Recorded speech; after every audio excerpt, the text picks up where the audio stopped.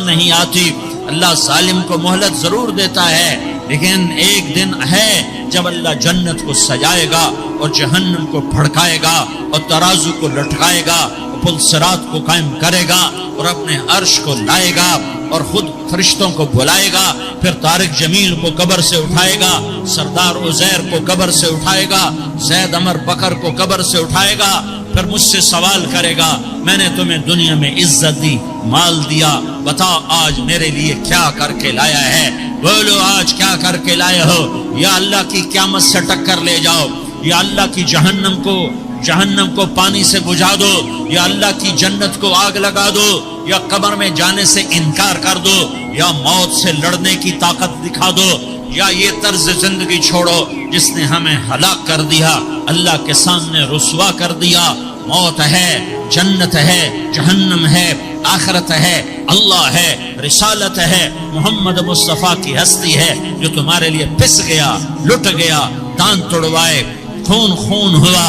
جاؤ چلو میرے ساتھ، میں تمہیں طائف کے پہاڑوں میں لے جاؤں اور میں تمہیں وہاں کھڑ کے سوال کروں. کاش طائف کے پہاڑوں کی زبان ہوتی تو سب سے پہلے تمہیں لان تان کرتا.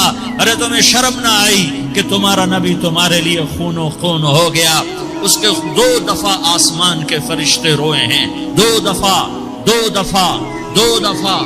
دفعہ آسمان کے فرشتے روئے ہیں. ایک 4000 سال پہلے جب ابراہیم بوڑھا باپ، 96 سال کی عمر اور 6 سال کا بچہ، اور حکم دیا جا رہا ہے دشمن کے گلے پہ چھری چلانا تو بڑا آسان ہے کہ انسان جب وحشی بن جاتا ہے، جانور بن جاتا ہے، سانپ بن جاتا ہے تو اسے ڈسنے میں کوئی آر نہیں ہوتا، اسے کاٹنے میں کوئی آر نہیں ہوتا. لیکن سامنے تو اسماعیل کھڑا ہے، 86 سال کی عمر میں بیٹا ملا اور باپ 92-94 سال کا بوڑھا ہو گیا، اور میرا رب کہتا ہے ابراہیم اسماعیل کی گردن پہ چھری چلا دے. میں دیکھنا چاہتا ہوں تو میرا ہے یا اسماعیل کا ہے، تیرے دل میں ہوں یا اسماعیل ہے؟ کہ میرے رب ہزاروں اسماعیل تجھ پہ قربان کر دوں. چھری اٹھائی، فلسطین سے چلے اور پہنچے مکہ مکرمہ. بیوی سے کہا بچے کو تیار کرا دو، سیر کرانے لے جا رہا ہوں. بچے کو تیار کرایا. آج پہلی دفعہ بچہ باپ کو دیکھ رہا ہے، انگلی پکڑ کے اچھلتا ہوا جا رہا ہے، میرا ابا مجھے سیر کرانے لے جا رہا ہے، یعنی خبر کے چھری کے نیچے سے گزارنے لے جا رہا ہے. پیغام دینے جا رہا ہے کہ اللہ پر ہر شے قربان کرنا سیکھو، اللہ کے لیے ہر جذبہ چھوڑنا سیکھو، ہر شے سے ہٹنا سیکھو. جہاں اللہ ناراض ہے ہٹ جاؤ.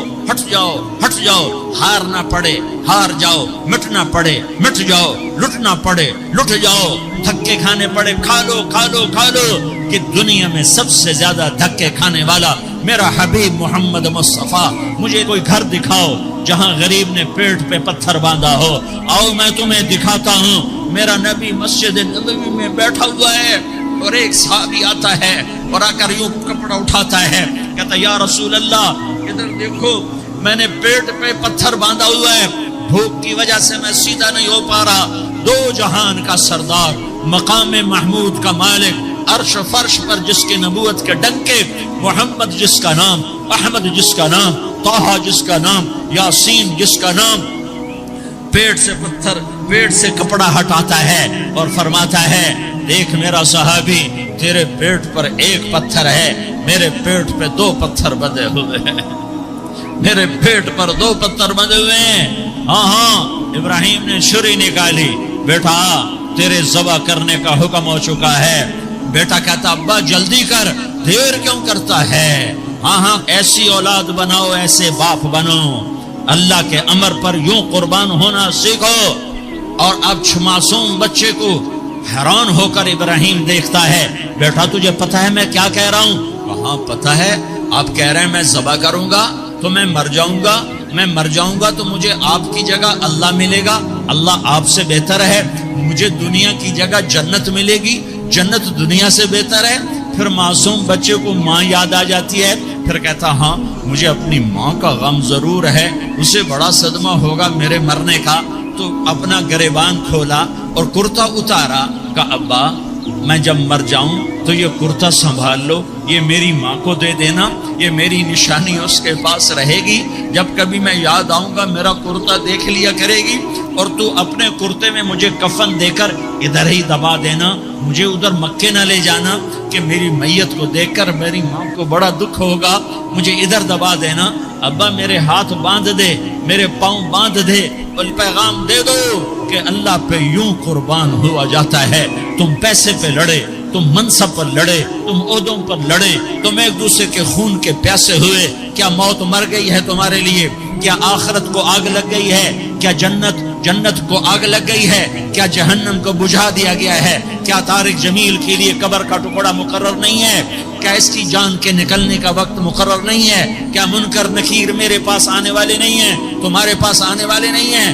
96 سال کا بوڑھا باپ بیٹے کے ہاتھ باندھ رہا ہے کسائی کی طرح، جسے بکرے کے ہاتھ پاؤں باندھتا ہے، پاؤں باندھ رہا ہے۔ پھر بیٹے نے کہا ابا مجھے الٹا لٹانا، سیدھا نہ لٹانا، کہیں تیری نظر پڑے اور تیرا ہاتھ کانپ جائے اور حکم ٹوٹ جائے، مجھے الٹا لٹا دے۔ وَتَلَّهُ لِلْجَبِينِ، الٹا لٹایا اور اپنا گوڈا ان کی کمر پہ رکھا اور ایسے ان کے سر کے بال پکڑ کر یوں سر اٹھایا، چھری کو نیچے سے گزارنے کے لیے، ایک ہاتھ میں سر کے بال، ایک ہاتھ میں چھری، گوڈا اس کی کمر پر، اور یوں آسمان کو دیکھا۔ ہائے ہائے، کائنات ہل گئی، ابراہیم کی نظر آسمانوں پر گئی، کیا فرشتوں میں ہلچل مچ گئی، فرشتوں کو کیا خبر کہ آگے کیا ہونے والا ہے۔ کہنے لگے یا اللہ کیا تو مجھ سے ناراض ہو گیا ہے کہ اسماعیل کی محبت نے میرے دل میں جگہ پکڑ لی ہے، یہ لے تیرے نام پہ قربان کرتا ہوں۔ ناراض نہ ہونا، تجھ پر ہر شے فدا ہے، ہر شے قربان ہے، یہی لا الہ الا اللہ کا مطلب ہے۔ چھری چلائی، جب یہ کہا یا اللہ میں تیرے نام پہ اسماعیل کو قربان کرتا ہوں، ساتوں آسمان کے فرشتے زاروں زار روئے کہ فرشتوں کو نہیں پتا آگے کیا ہونے والا ہے۔ دوسری دفعہ 4000 سال بعد یہ طائف کی وادی ہے اور یہ محمد بن عبداللہ ہے اور یہ بھاگ رہے ہیں اور پیچھے پتھر پڑ رہے ہیں، اور وہ بھاگ کے پیچھے پتھر پڑ رہے ہیں، پھر آپ گرتے ہیں، پھر اٹھ کے بھاگتے ہیں، پھر پتھر پڑتے ہیں، پھر آپ گرتے ہیں، پھر اٹھ کے بھاگتے ہیں، پھر پتھر پڑتے ہیں، پھر آپ بے ہوش ہوتے ہیں، زید بن حارثہ اٹھاتے ہیں، باغ میں پناہ لیتے ہیں، پھر آپ کو ہوش آتا ہے، پھر آپ اللہ کی بارگاہ میں دعا کرتے ہیں۔ اس دعا کو سن کر ساتوں آسمان کے فرشتے زاروں زار روئے کہ یا اللہ آج میرا تجھ سے گلہ کرنے کو جی چاہ رہا ہے۔ اشکو الیک ضعف قوتی وقلت حیلتی وہوانی علی الناس، میرے رب آج میں تجھ سے گلہ کرتا ہوں، تو نے مجھے کن لوگوں کے حوالے کر دیا جنہوں نے مار مار پتھر مجھے لہو لہان کر دیا۔ اللہ کی غیرت، اللہ کا غضب حرکت میں آیا اور فرشتہ اترا۔ ہاں یا تو میں کیا کہوں، دیکھو اپنے نبی کا معاف کرنا، دیکھو اپنے نبی کا معاف کرنا، دیکھو یہاں تو بیٹا ماں کو معاف کرنے کے لیے تیار نہیں، بھائی کو معاف کرنے کے لیے تیار نہیں۔ فرشتہ پہاڑوں کا آ گیا، یا رسول اللہ اگر آپ اجازت دیں تو ہم دونوں پہاڑوں کے اندر ان کو چکی کے پاٹ کی طرح مسل کے پیس کے کیما بنا دیں اور ان کو ختم کر دیں۔ تو میرے نبی نے فرمایا نہیں، مجھے امید ہے اگر انہوں نے کلمہ نہیں پڑھا تو ان کی نسلوں میں کوئی کلمہ پڑھنے والا آئے گا۔ میں نے معاف کیا ہے، اللہ کو پا لیا، سب کچھ پا لیا، اللہ کو کھو دیا، سب کچھ کھو دیا۔ یہ لا الہ الا اللہ کا پیغام ہے۔